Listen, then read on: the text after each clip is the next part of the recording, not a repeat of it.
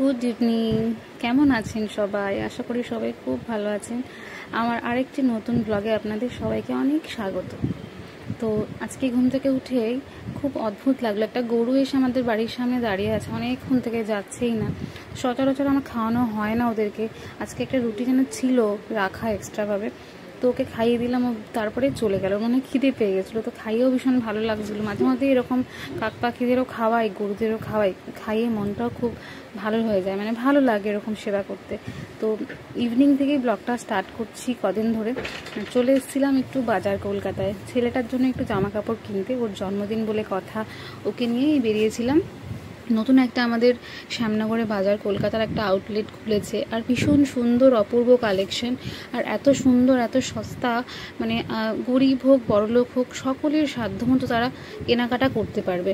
অনেকে shopping mall মানেই ভাবে খুব কস্টলি জিনিস পাওয়া যায় বা খুব মানে যাব না, এত ভাবার কিছু নেই। এখানে ভীষণ মানে নিম্নবিত্ত থেকে মধ্যবিত্ত সকলেই মোটামুটি কেনাকাটা করতে পারবেন, মানে 150 টাকা থেকে শুরু করে 1500 সকল প্রকারের ধরনের জিনিসপত্র এখানে পাওয়া যায়।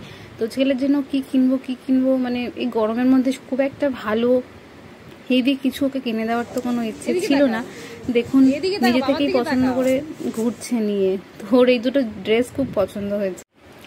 তো কেনাকাটা করে আমরা বেরিয়ে পড়েছিলাম কিছু খাওয়ার উদ্দেশ্যে। তো কি খাবো, তো আমাদের শ্যামনগরে নতুন একটা KFCর আউটলেটও ওপেন হয়েছে। আস্তে আস্তে আর ব্যারাকপুর যাওয়ার দরকার পড়বে না, আমাদের শ্যামনগরে এত সুন্দর সুন্দর সব কিছু খুলে যাচ্ছে যে এখানেই আমাদের সাধ্যমতো সমস্ত মানে কিছু আমরা খেতেও পারবো এবং এনজয় করতে পারবো। তো KFCতে চলে এসেছিলাম।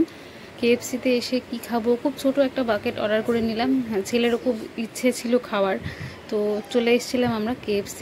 ও তো দেখে ভীষণ খুশি, কি খাবে না খাবে, মানে সবটাই পারলে খেয়ে নেবে এরকম তার ইচ্ছে। তো এই বাকেটটা আমরা অর্ডার করেছিলাম। এখানে দেখুন ও খাওয়ার জন্য আগের থেকেই প্রস্তুত হয়ে গেছে, কি খাবে না খাবে। পাকোড়াটা নিয়ে আগের থেকেই আমি খাবো সবটা, এরকম আর কি মনোভাব।